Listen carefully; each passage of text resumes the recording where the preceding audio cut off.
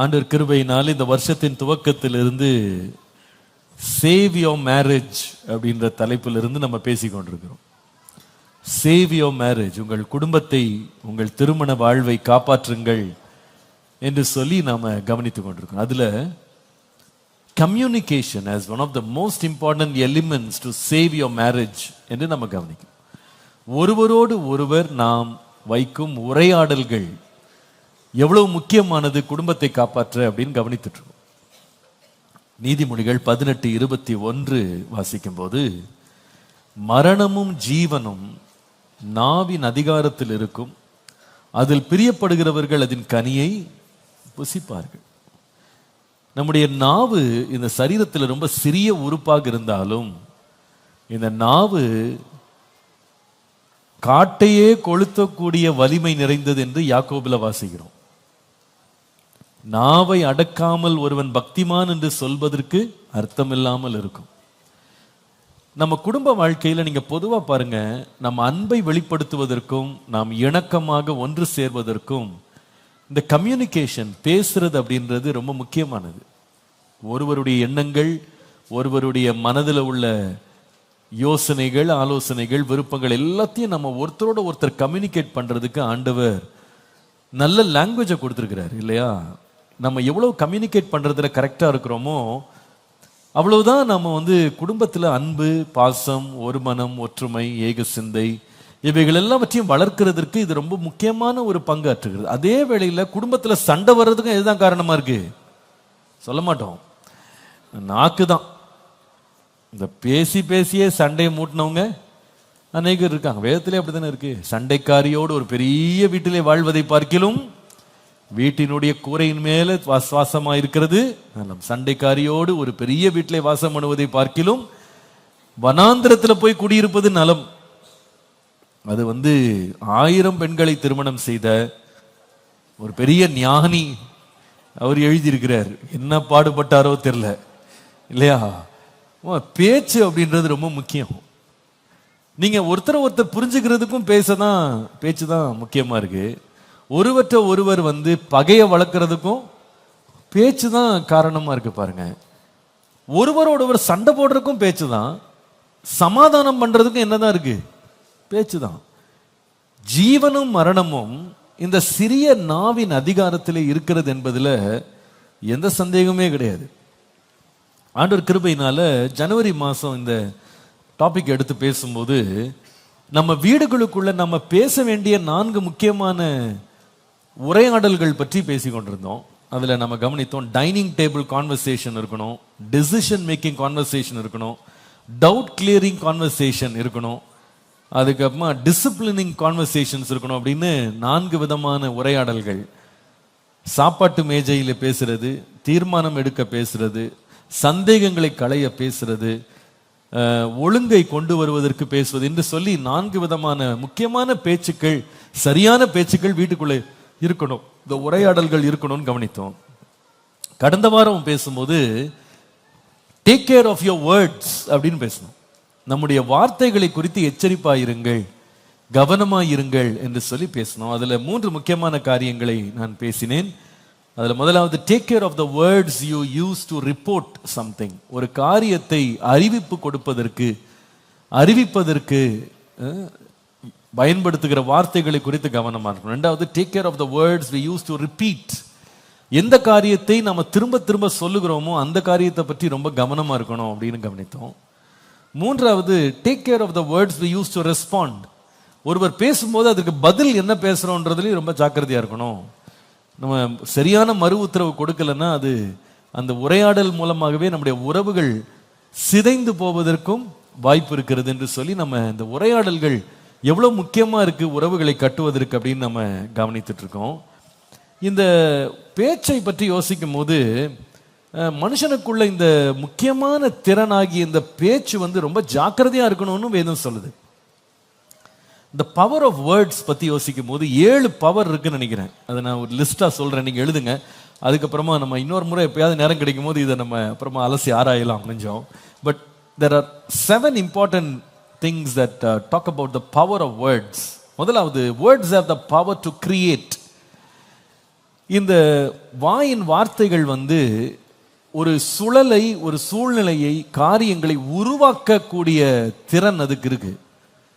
நம்முடைய தேவன் வந்து பூமி முழுவதையுமே, அண்ட சராசரத்தை வார்த்தையினாலேயே இல்லாதவைகளை இருக்கிறவைகள் போல பெயர் சொல்லி அழைத்தார்னு பார்க்குறோம். நமக்கு அப்படியெல்லாம் இல்லாதவைகளை இருக்கிறவைகள் போல பெயர் சொல்லி அழைக்கிற வரம் நம்மகிட்ட கிடையாது. ஆனால் நம்ம பேசிய ஒரு சூழ்நிலையை நம்ம உருவாக்க முடியும். உதாரணமாக, நீங்கள் ஒருத்தட்ட பேசுறதன் மூலமாக அவருடைய அன்பை நீங்கள் பெற முடியும், அவங்க பாசத்தை பெற முடியும், நம்பிக்கையை பெற முடியும். இல்லாத ஒரு நம்பிக்கையை நீங்கள் என்ன பண்ண முடியும்? உருவாக்க முடியும். இந்த கிரியேட்டிங் பவர் வந்து வார்த்தைகளுக்கு உண்டு. ரெண்டாவது, வார்த்தை வந்து it can change a situation. ஒரு சூழ்நிலையே அது மாற்றக்கூடிய வலிமை வந்து வார்த்தைகளுக்கு உண்டு. ஆமாம், ஒருவருடைய மனதை மாற்ற முடியும், ஒருவருடைய எண்ணங்களை மாற்ற முடியும், ஒருவருடைய கோபத்தை மாற்ற முடியும், குணத்தை மாற்ற முடியும், திட்டங்களை மாற்ற முடியும், அவங்க எடுத்த தீர்மானங்களை மாற்ற, நிறைய சேஞ்சஸ் வந்து வெறும் பேசி பேசி என்ன பண்ண முடியும்? மாற்ற முடியும். மூன்றாவது, your words have the power to calm somebody. ஒருவரை அமைதிப்படுத்த உங்களுடைய வார்த்தைகள் அவ்வளவு வலிமையானதாக, பலமுள்ளதாக இருக்கு. மிருதுவான உத்தரவு உக்கிர கோபத்தையும் அமர பண்ணும். நீதிமொழிகள் 15:1 வாசிக்கிறோம் இல்லையா? அப்படி வார்த்தையாலேயே நம்ம ஒருத்தரை அமைதிப்படுத்த முடியும். ரொம்ப கோபமா இருக்கிறவங்களை அமைதிப்படுத்த வார்த்தைகள் ரொம்ப வலிமை உள்ளது. நான்காவது வந்து, வார்த்தைகள் வந்து எதற்கு பவர்ஃபுல்லா இருக்குன்னா, இட் கேன் கிளியர் ப்ராப்ளம்ஸ். நம்முடைய வாழ்க்கையில் இருக்கும் பிரச்சனைகளை முழுவதுமாக அகற்றுவதற்கு இந்த வார்த்தைகள். அதாவது நம்ம காலில் கூட இதை பற்றி ரொம்ப இன்சிஸ்ட் பண்ணேன் நான்.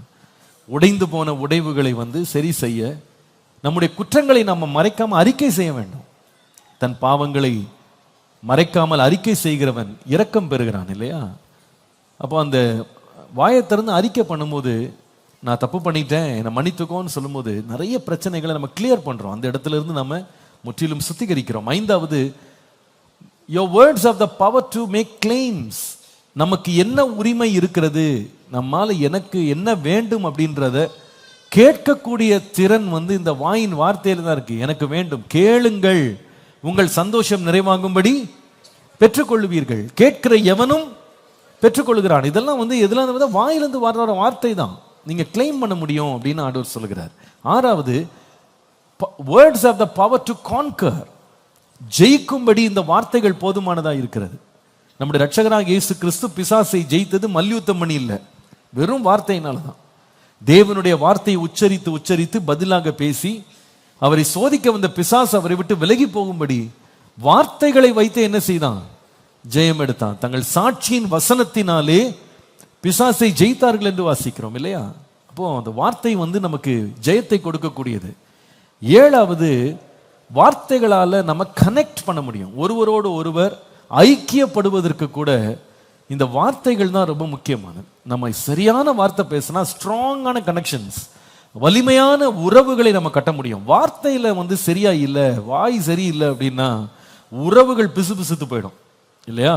நல்ல மனிதர்கள் கூட, நல்ல எண்ணம் உள்ளவர்கள் கூட சரியா பேச பழகலை அப்படின்னு சொன்னா நட்புகளை உடைச்சு போட்டுருவாங்க, உறவுகளை உடைச்சு போட்டுருவாங்க, ஒருவருக்கு ஒருவர் ரொம்ப தூரமா போயிடுவாங்க, நெருங்கி வர முடியாதபடி அது தடையாக மாறிவிடும். அதனால இந்த வார்த்தைகள் மேல கவனமா இருக்க வேண்டியது அவசியம்.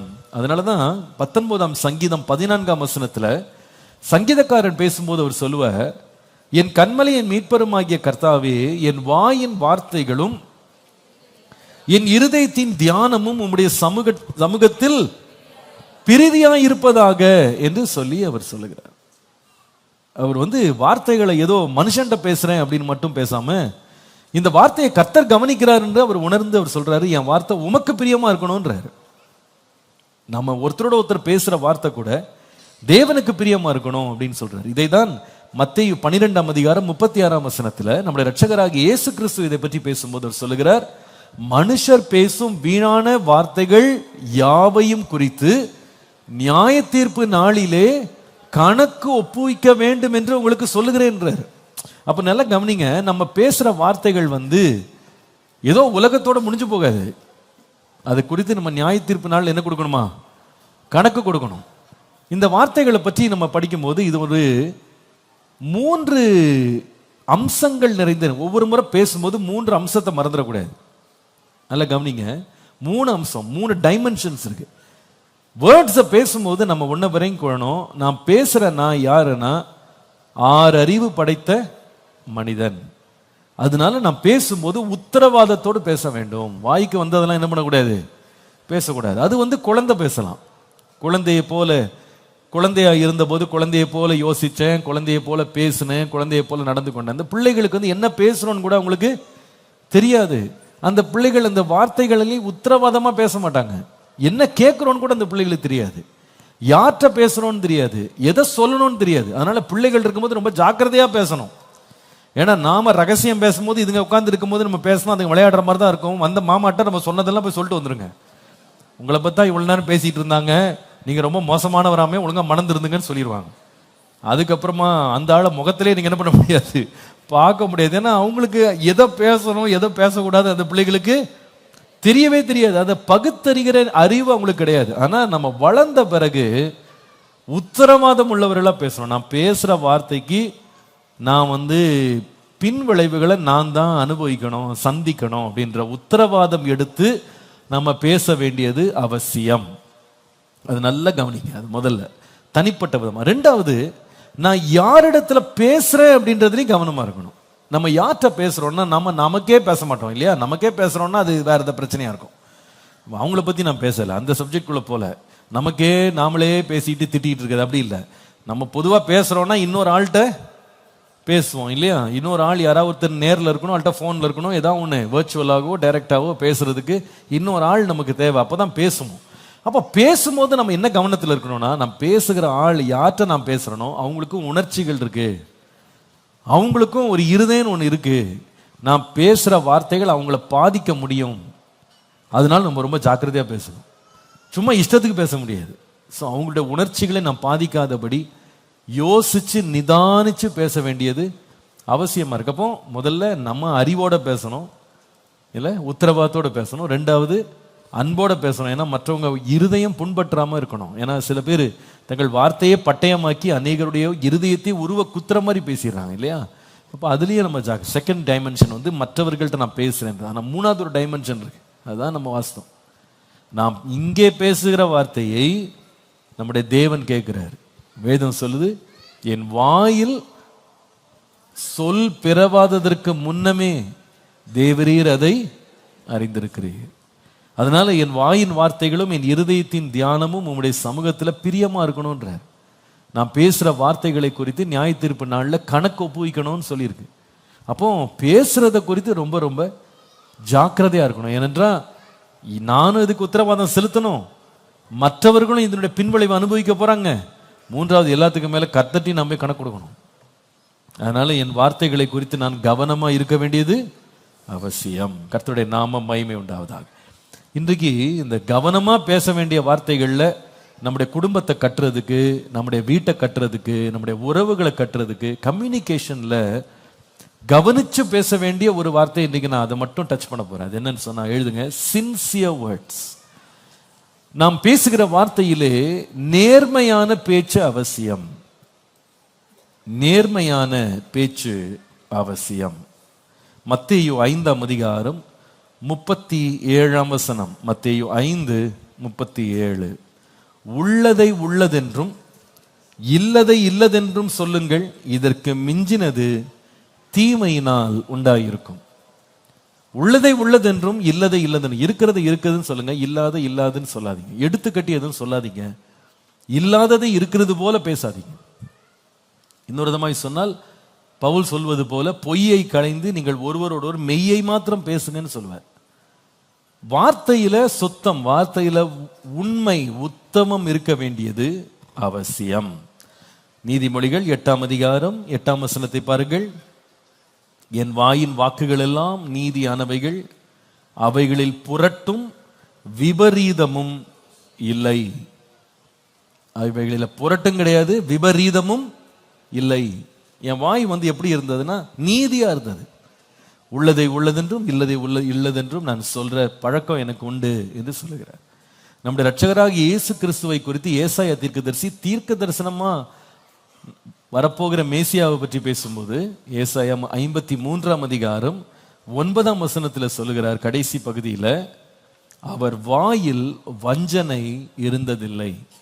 இயேசுடைய வாய் எப்படி இருந்ததுன்னா பொய் பேசல, வஞ்சிக்கிறபடி, ஒருவரை ஏமாற்றும்படி வஞ்சனையான பேச்சு அவருக்கு இல்லை என்று மிக அழகாக ஏசாயா தீர்க்க தரிசனமாய் சொல்லுகிறதை நாம் பார்க்கிறோம்.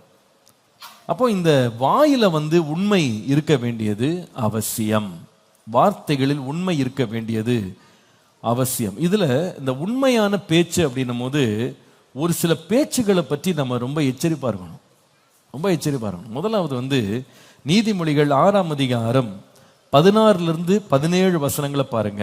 நீதிமொழிகள் 6 16 17. 6 காரியங்களை கர்த்தர் வெறுக்கிறார், 7 அவருக்கு அருவருப்பானவைகள். என்ன அப்படின்னு கேட்டா, அவையாவன மேட்டிமையான கண், இரண்டாவது என்னது, பொய் நாவு. ஆண்டவருக்கு வெறுப்பாக்குகிற, ஆண்டவர் வெறுக்கிற காரியங்கள், ஆண்டவருக்கு பிடிக்காத காரியத்துல ஒன்று என்னன்னா பொய் நாவு.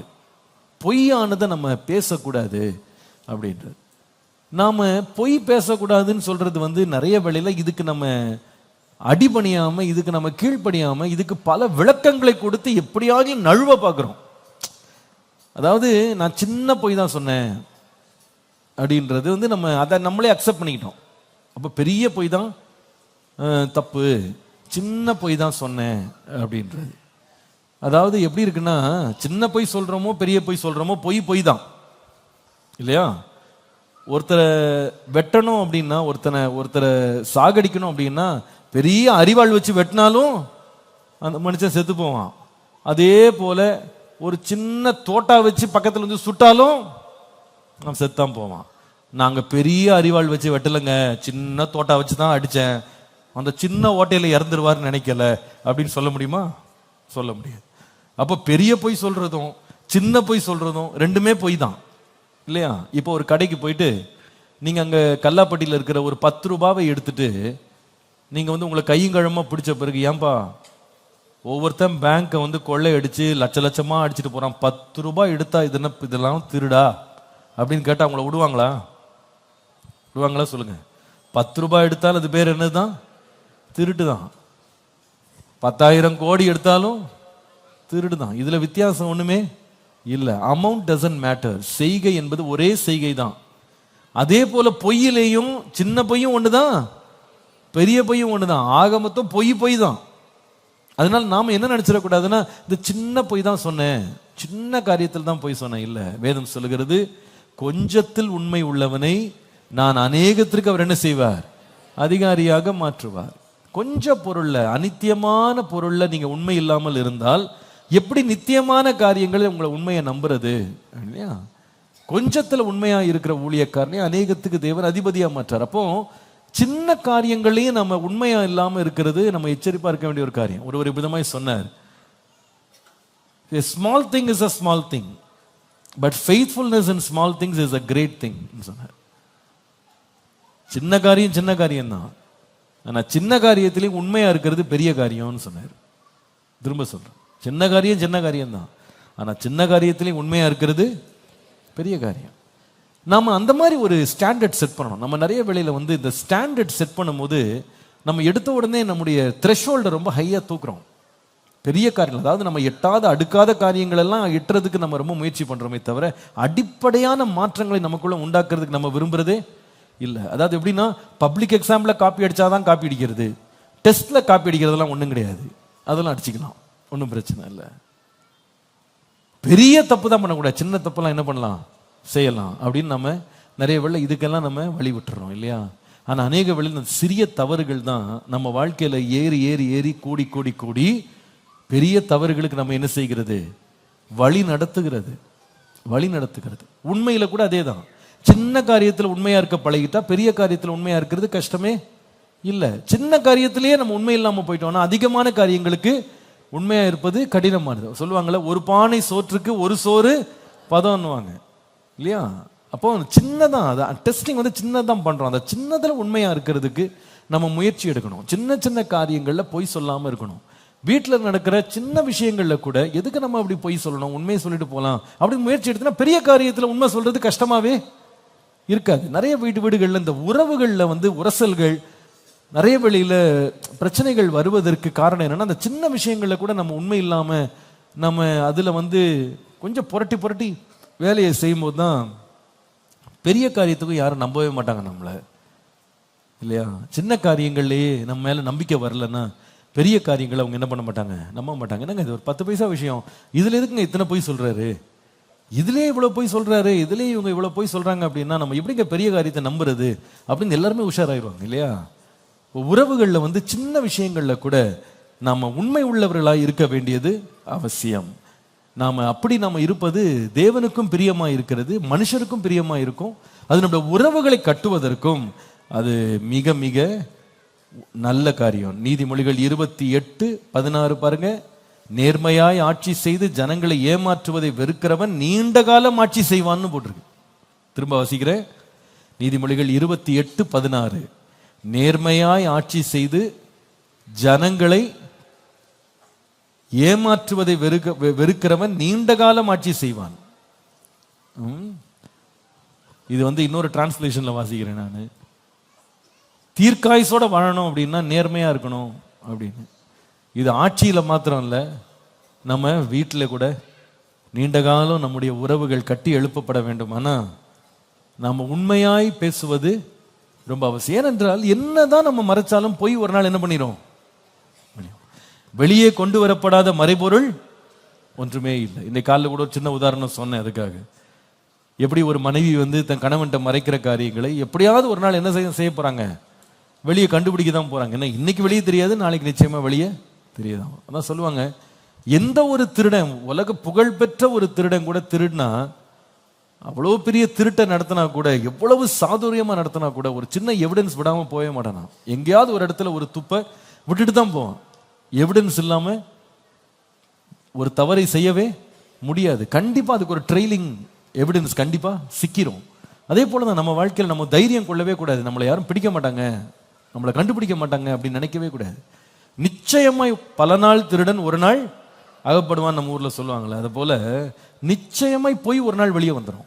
அது மாதிரிதான் ஒரு நாள் ஒருத்தர் என்ன செய்தாராம், ஒரு கணவன் நல்லா குடிச்சிட்டு வீட்டுக்கு வந்தாராம்.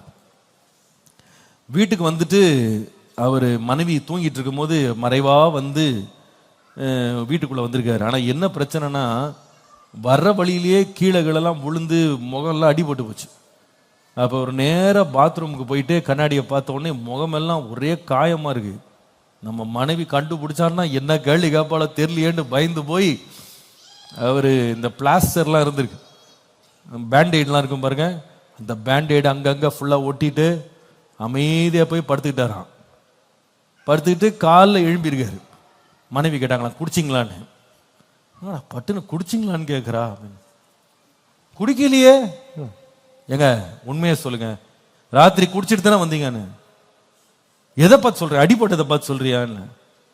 குடிச்சிங்களா இல்லையா? ஏமா நேற்றுக்கு வரும்போது கீழே விழுந்துட்டம்மா, அதுக்குதாம்மா இப்படி அடிபட்டு போச்சு, பேண்டேஜ் போடுறேன். உண்மையை சொல்லுங்க, குடிச்சிங்களா குடிக்கலையா? குடிக்கவே இல்லை. நாரா நீ கண்டிப்பா குடிச்ச, எப்படி சொன்னேன்னு கேட்டா அந்த அம்மா சொன்னாங்களாம், கண்ணாடி எல்லாம் பேண்டேஜ் ஒட்டி வச்சிருக்கேன்னாங்க.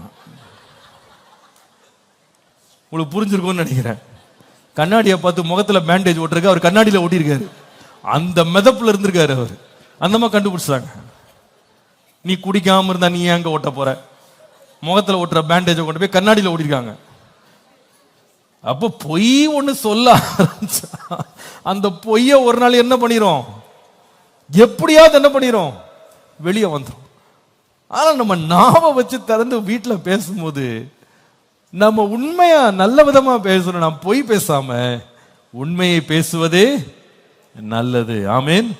அதனாலதான் நம்ம மறைவிடத்துல இருக்கிறோமோ வெளியரங்கமா இருக்கிறோமோ எல்லா இடத்துலையும் உண்மையாக பேசும்போது நம்முடைய உறவுகள் எப்படி இருக்கும்னா நல்ல சீராக நேர்த்தியாக வளரும் என்பதுல சந்தேகமே இல்லை.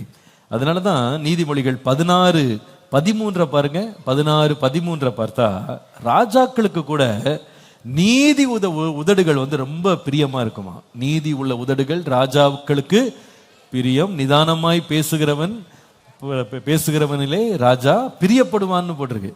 அப்ப நீதியா பேசுறது ராஜாவுக்கு கூட ரொம்ப பிரியம். ஏன்னா உண்மையை கரெக்டா உறக்க சொல்லும் போது ஒருவேளை அவனுக்கு அது கேட்பது கஷ்டமா இருந்தா கூட அதை பிரியம் கொண்டு அதை ஏற்றுக்கொள்ளுகிற ஒரு மனப்பான்மைக்கு ராஜா வந்துருவான். அப்படிப்பட்ட மனிதனை அவன் எப்பொழுதுமே தன் அருகிலே வைத்துக் கொள்வான். தானியேலை போன்றவர்கள் பார்த்தா அவ்வளவு உண்மை உள்ளவனா இருந்தவன் சொல்லுகிறான், எனக்கு எந்த நீதிகேடும் என்கிட்ட இல்லை, நான் நீதிகேடே செய்யலைன்னு சொன்னதுனால இந்த தானியேல் என்கிற மனுஷன் ஒரு யூத மனுஷனா இருந்தாலும் அந்நிய தேசத்துல ஒரு கைதியாக பிடிக்கப்பட்டு அவன் சிறை கைதியாக வாழ்ந்தாலும் 4 அடுத்தடுத்த ராஜ்யங்களுக்கு வந்த ராஜாக்கள் அவனை காரியதரிசியாக வைத்திருந்தாங்க.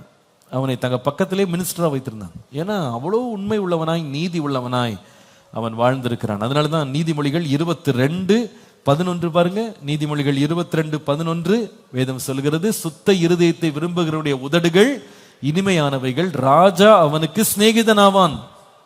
ராஜா அவனுக்கு சிநேகிதனாவான். சங்கீதம் 101 சங்கீதம் 6 பாருங்க. 101 சங்கீதம் 6 தேசத்தில் உண்மையானவர்கள் என்னோட வாசம் பண்ணும்படி என் கண்கள் அவர்கள் மேல் நோக்கமாயிருக்கும், உத்தமமான வழியிலே நடக்கிறவன் என்னை சேவிப்பான். இன்னும் தொடர்ந்து வாசித்தீங்கன்னா, பொய் சொல்லுகிறவன் என் கண் முன் நிலைப்பதில்லை இல்லையா, கபடு செய்கிறவன் என் வீட்டிற்குள்ளே இருப்பதில்லை. அப்போ ஒருத்தர் வீட்டுக்குள்ள தொடர்ந்து இருந்து செழிக்க வேண்டுமானா பொய் நாவை என்ன செய்யணும், விட்டு வெளியே வந்துடணும். இன்னைக்கு சில பேருக்கு எதுலேயும் எதற்கெடுத்தாலும் எல்லாத்துலேயும் பொய் சொல்ற ஒரு பழக்கம் அவங்களுக்கு இருக்கு. உண்மை பேசியே அவங்களுக்கு என்ன இல்லை, பழக்கம் இல்லாமலே போயிட்டாங்க. அப்படி இருக்கக்கூடாது. சின்ன விஷயமா இருந்தா கூட எங்க போனேன், எங்க வந்தேன், யாரை பார்த்தேன், யாரை பார்க்கல, கேட்கிற கேள்விக்கு நேரடியான ஒரு பதில் எப்பொழுதுமே சொல்வது நாம உண்மையை காத்துக்கொள்ளவும் அதனால உறவுகளை காத்துக்கொள்ளவும் மிகுந்த உதவி செய்ய. நான் நினைக்கிறேன் நம்ம பிள்ளைகளை கூட உண்மை பேசுறதுக்கு நம்ம பழக்க வைக்க வேண்டியது அவசியம். அதாவது ஒரு பிள்ளை தவறு செய்தா கூட உண்மையை சொன்னா அதுக்கு தனியா பரிசு கொடுக்கணும். ஆமா, அதாவது தப்பு செஞ்சுட்ட ஆனா உண்மையை சொன்னதுக்காக உன்னை நடிக்கல, நான் இன்னைக்கு நீ உண்மையை தானே சொன்ன, அதனால போ, இனிமே அதை செய்யாத. சில பேர் உண்மை சொன்னதுக்கே அடி வாங்குறதுனால அவங்க உண்மை பேசுறதுக்கே பயப்படுறாங்க. ஆனா உண்மை என்பது எப்பவுமே பரிசளிக்கப்பட வேண்டும். பொய் சொல்வதற்கு என்ன பண்ணணும், தண்டனை வரணும். அப்ப பிள்ளைகளுக்கு என்ன பழக்கம் வந்துடும் அப்படின்னு கேட்டா, நம்ம தப்பு பண்ணா கூட உண்மையை சொல்லிட்டா நமக்கு என்ன கிடைக்கும், விதிவிலக்கு இருக்கு, நமக்கு கொஞ்சம் இறக்கம் கிடைக்கும், கிருபை கிடைக்கும், நம்ம பொய் சொல்லக்கூடாது அப்படின்ற ஒரு பழக்கம் உங்களுக்கு வந்துடும். நம்ம எப்பவுமே உண்மையை சொல்லும் போது அதுக்கு நம்ம ரொம்ப கௌரவம் கொடுக்கணும். பரவாயில்ல, நீ தவறு பண்ணாலும் நீ உண்மையா இருந்த, உன் இருதயத்துல உண்மை இருந்தது, அதனால நான் உன்னை நான் தண்டிக்கிறத கொஞ்சம் குறைச்சிக்கிறேன் அப்படின்னு சொல்லும்போது அவளுக்கு சரியான மெசேஜிங் அவர்களுக்கு போகும். உண்மையாக இருப்பது உறவுகளை மிகுந்த ஆழமாக கட்டி காக்கும் என்பதை மறந்துவிடக்கூடாது. 2வது, பேசக்கூடாத ஒரு வார்த்தை அப்படின்னா வார்த்தையில ஜாக்கிரதையா இருக்கணும், உண்மையா இருக்கணும்னு சொன்னேன். அதே வேளையில நீங்கள் சங்கீதம் 12 சங்கீதம் முதல் 2 வசனங்களை பாருங்க. சங்கீதம் 12 1 முதல் 2 அந்த வசனங்களை பாருங்க. வேதம் சொல்லுகிறது, ரட்சியும் கர்த்தாவே, பக்தி உள்ளவன் அற்று போகிறான், உண்மை உள்ளவன் மனுபுத்திரரில் இல்லை என்று சொல்லிட்டு உடனே அடுத்த வசனம் 2ஆம் வசனம், அவர் தங்கள் தோழரோடே போய் பேசுகிறார்கள். அதோடு நிறுத்தல, இச்சக உதடுகளால் இருமனதாய் பேசுகிறார்கள். இங்கிலீஷ்ல with flattering lips and a double heart they speak. ஒருவரோடு எப்படி பேசுறாங்கன்னா இச்சகமா பேசுறாங்க, இரு மனமா பேசுறாங்களாம். இது என்னன்னு சொன்னா, இந்த வஞ்ச புகழ்ச்சின்னு வாங்க பாருங்க. தமிழ்ல வஞ்ச புகழ்ச்சி அணின்னு ஒண்ணு இருக்கு இல்லையா, செய்யுள்ள வரும். இப்பயோ படிச்சது ஞாபகம் வருது. இப்போ இந்த வஞ்ச புகழ்ச்சின்றதுனா புகழ்ற மாதிரி புகழ்ந்து இகழ்றது இல்லையா, இந்த வாயில உண்மை இல்லாது, அதாவது ஃபிளாட்டரிங்ன்றது. நமக்கு ஒரு காரியம் நடக்கணும்ன்றதுக்காக ஒருவரை புகழ்ந்து அவர்களை இன்பமுறை செய்து அதனால நாம ஒரு நன்மை பெற முயற்சி செய்யறது. இந்த உதடு ஆண்டவருக்கு பிரியமில்லாத காரியம். ஃபிளாட்டரிங். ஒருவரை பாராட்டுவது தவறே கிடையாது. நீங்க நீதிமொழிகளுக்கு வெளிப்படுத்தின விசேஷத்துக்கு வருவீங்களானா 2-3 அதிகாரங்கள்ல 7 சபைகளை பற்றி வாசிக்கிறோம். இந்த 7 சபையின் தூதனுக்கு செய்தி வரும்போது இயேசு என்ன செய்கிறார்னா, ஒவ்வொரு சபைக்கும் முதலாவது புகழ்றாரு. உன் கிரியைகள், உன் பிரயாசம், உன் பொறுமை, நீ பொல்லாதவர்களை சகிக்கக்கூடாமல் இருந்தது, இவைகள் எல்லாவற்றையும் நான் அறிவேன். இவர்கள் அப்போஸ்தலர் அல்லாதவர்களை அப்போஸ்தலரை கண்டறிந்ததை நான் அறிவேன் என்று சொல்லி அவளை முதல்ல எப்பவுமே புகழ்வாரு. புகழ்றது தப்பே கிடையாது. ஆனா நாம விரும்புகிற ஒரு நன்மையை பெறுறதுக்காக இச்சகமா பேசி அவங்கள வஞ்சிக்கணும்னு சொல்லி புகழ்றோம் பாருங்க, அது தப்பு. அந்த மாதிரி பேசவே கூடாது. சில பேர் தங்களுடைய குற்றத்தை மறைக்கிறதுக்கு தங்கள் மனைவியை ரொம்ப புகழ்ந்துட்டே இருப்பாங்க. அப்போ அவங்கள ஒரு மிதப்பு கொண்டு போயிடுவாங்க. அப்பா நம்மளை அப்படியே அகமகிழ்றாருன்னு அந்த மாதிரி நினச்சிட்டு இருக்கும் போது இவர் பண்ண வேண்டிய அட்டுவழித்தை பட்டு வந்துடுவார். இந்த மாதிரி சேட்டைகள் சிலர் உண்டு.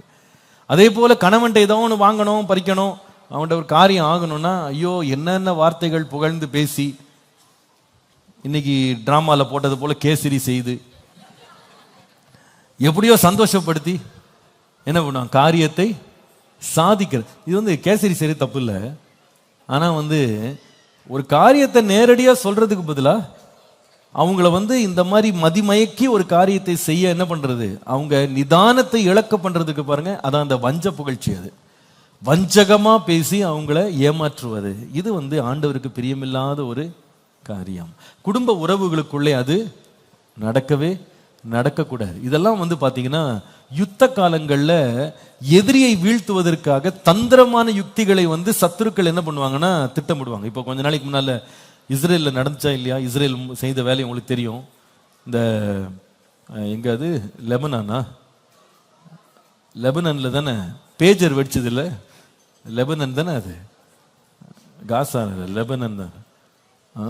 அந்த லெபனான்ல எல்லார் கையிலையும் பேஜர் இருந்துச்சு. பேஜர்ன்றது அந்த காலத்துல இருந்து, அந்த காலத்துல இருக்க ஆட்கள்லாம் தெரியும், வெறும் மெசேஜ் மட்டும் தான் வரும். அதுல திருப்பி மெசேஜ்லாம் அனுப்ப முடியாது, வெறும் இன்கமிங் மட்டும்தான், வெறும் டெக்ஸ்ட் மட்டும் தான் வரும்.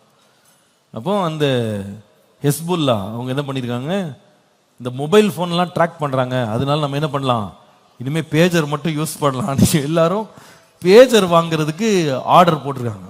இவனுங்க உடனே உள்ள நுழைஞ்சு இல்லாத கம்பெனியை இருக்கிற மாதிரி உருவாக்கி இவனுங்களே எல்லாருக்கும் பேஜரை சப்ளை பண்ணியிருக்காங்க. அந்த பேஜர்ல ஒவ்வொன்றிலும் வெடிகுண்டு வச்சிருக்காங்க. இவனுங்க பல வருஷமா உள்ள வெடிகுண்டு இருக்குன்னு தெரியாமலே இவனுங்க பேஜரை வச்சுட்டு சுத்திட்டு இருந்திருக்காங்க. ஒரு நாள் மெசேஜ் அடிக்கிற போய் பீப் பீப் பீப் அடிச்சு தூக்கி பார்த்தா முகத்தை காணும். அடிச்சு ஒவ்வொருத்தரும் எத்தனை நூற்றுக்கணக்கான பேரை கொண்டு போட்டாங்க. நிறைய பேர் நடக்க முடியாதபடி எல்லாருமே செயலிழந்து போயிட்டாங்க. ஆனா எல்லாரும் என்ன பண்ணிருக்காங்கன்னா அவன் சொந்த காசை வச்சே வாங்கியிருக்கான். அதான் பெரிய வேதனை.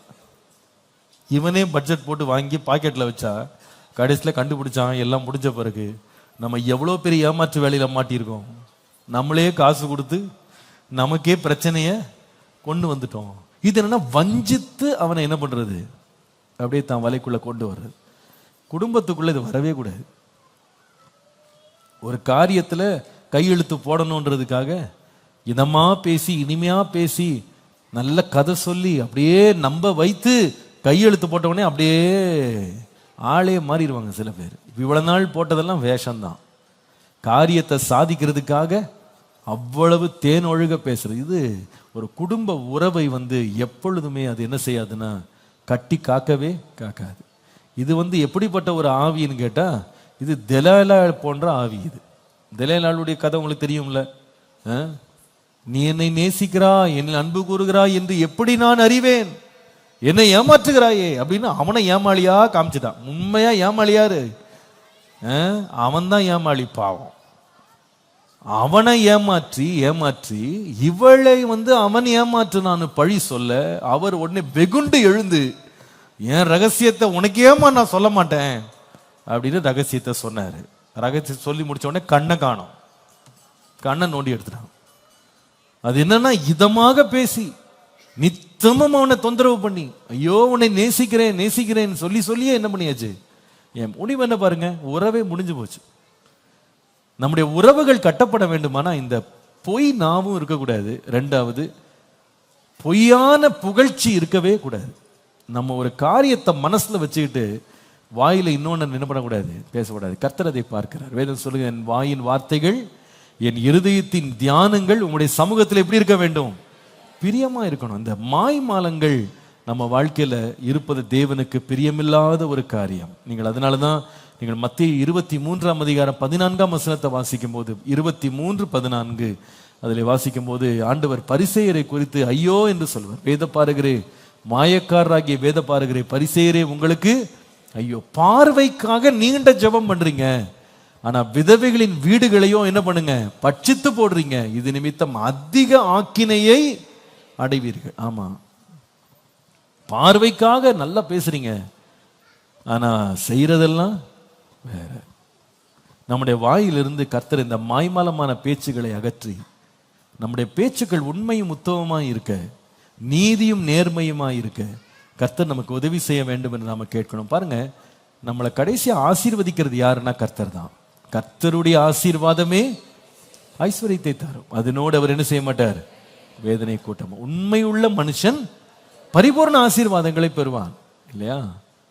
அதனால நம்ம இந்த ஆசீர்வாதங்களை பெறுறதுக்கு இந்த குறுக்கு வழிகளை தேடாம நீதியையும் நேர்மையும் நாம அடைய வேண்டியது. ஏன்னா நம்ம என்ன விதைக்கிறோமோ அதை ஒரு நாள் என்ன செய்ய போறோம், அறுக்க போறோம். அடிக்கடி யோசிப்பேன், இந்த தெலால் பார்த்தீங்கன்னா கொஞ்சம் காசுக்காக என்ன செய்கிறான்னா, தன்னை முழுவதுமாய் நம்பின சிம்சோனை வார்த்தைகளாலேயே ஏமாற்றி போட்டாள், அவனை நம்ப வைத்து அவனை வஞ்சித்தாள். ஆனா அதோடைய விளைவு என்னன்னு பார்த்தீங்கன்னா, ஆயிரக்கணக்கான பெலிஸ்தியர் அன்றைக்கு மாண்டு போனாங்க இல்லையா? நான் நினைக்கிறேன் ஒருவேளை தெலாலும் அதில் மாண்டு போனாலும் தெரியல, ஏன்னா எல்லாரும் கொண்டாடி இருக்காங்க. அங்கே எல்லா பெலிஸ்தியரும் ஒன்னா சேர்ந்து பார்ட்டி வச்சிருக்காங்க. அந்த பார்ட்டியில கட்டிடம் முழுவதும் இடிந்து ஆயிரக்கணக்கான பெலிஸ்தியர்கள் மாண்டு போனதை நம்ம பார்க்கணும். அவங்களுடைய கொண்டாட்டத்துக்கு கொஞ்ச நேரம் தான் இருந்தது பாருங்க. ஐயோ சிம்சோனை பிடிச்சிட்டோம் பிடிச்சிட்டோம் பிடிச்சிட்டோம்னு ஆடினாங்க. ஆடின ஆட்டம் கொஞ்ச நேரத்தில் என்னாச்சு, எல்லாம் அமைதியாயிடுச்சு. ஏமாற்று வேலைக்கு எப்பவுமே நீடித்த ஆயுள் இல்லை.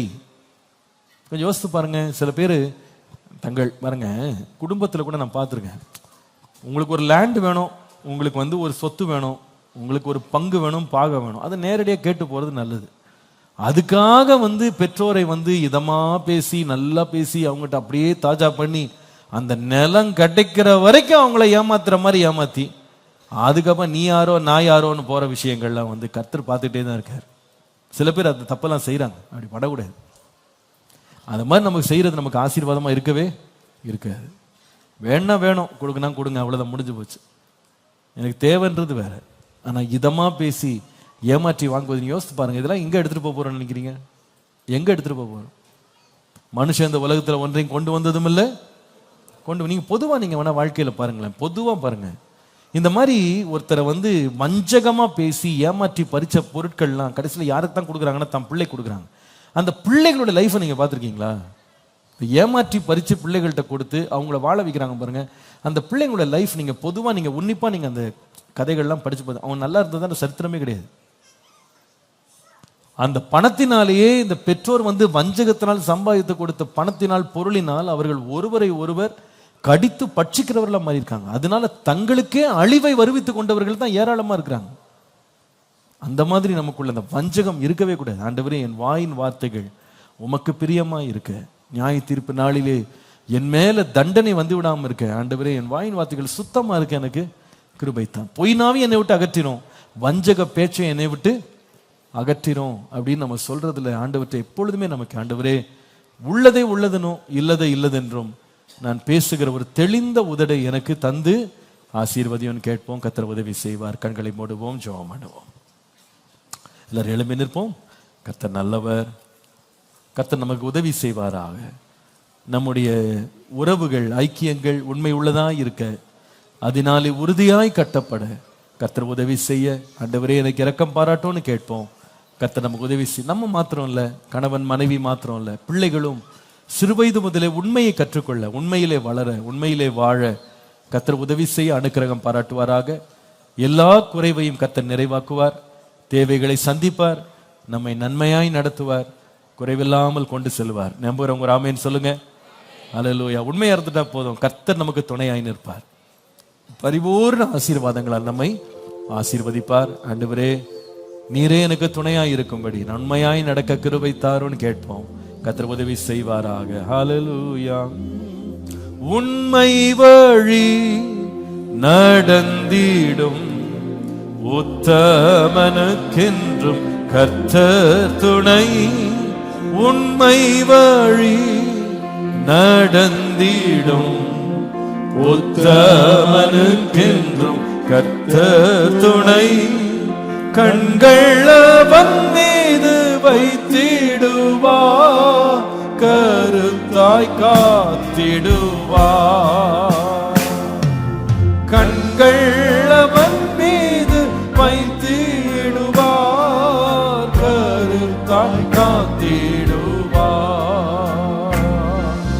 கர்த்தரை நம்பியே ஜீவிப்போம், கவலை கஷ்டங்கள் தீர்ந்திடும், கைவிடா காத்திடும் அரவணையின் கரங்களை நாம் பற்றி கொள்வோம். என்றும் கைவிடா காத்திடும் அரவணையின் கரங்களை நாம் பற்றி கொள்வோம். நல்ல பிதாவே, இந்த மாலை பொழுதுக்காக நன்றி. குடும்பங்களை இணைத்து இவ்விதமாக ஆலோசனை தந்து நீ நடத்துகிற அன்புக்காக ஸ்தோத்திரம்.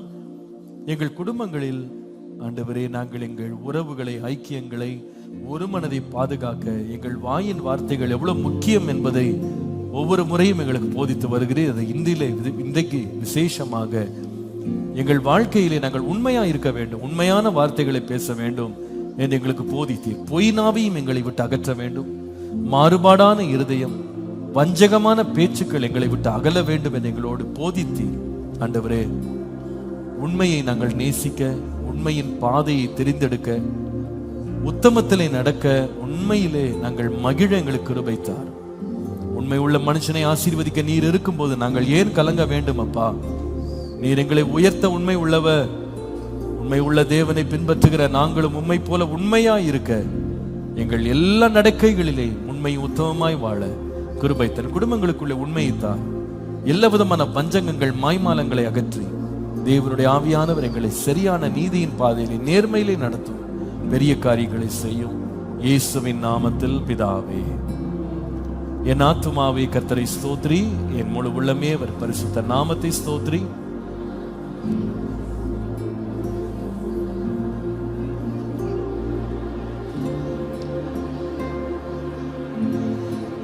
கிருபையினால் இரக்கங்களால் முடிசூட்டி நன்மையினால் வாயை திருப்தியாக்குகிறார். கழுகுக்கு சமானமாக உன் வயது திரும்ப வால வயது போல் ஆகிறது. ஆமென். Praise the lord. கர்த்தர் எல்லாரும் ஆசீர்வதிப்பார். சமாதானத்தோடு சென்று வாருங்கள்.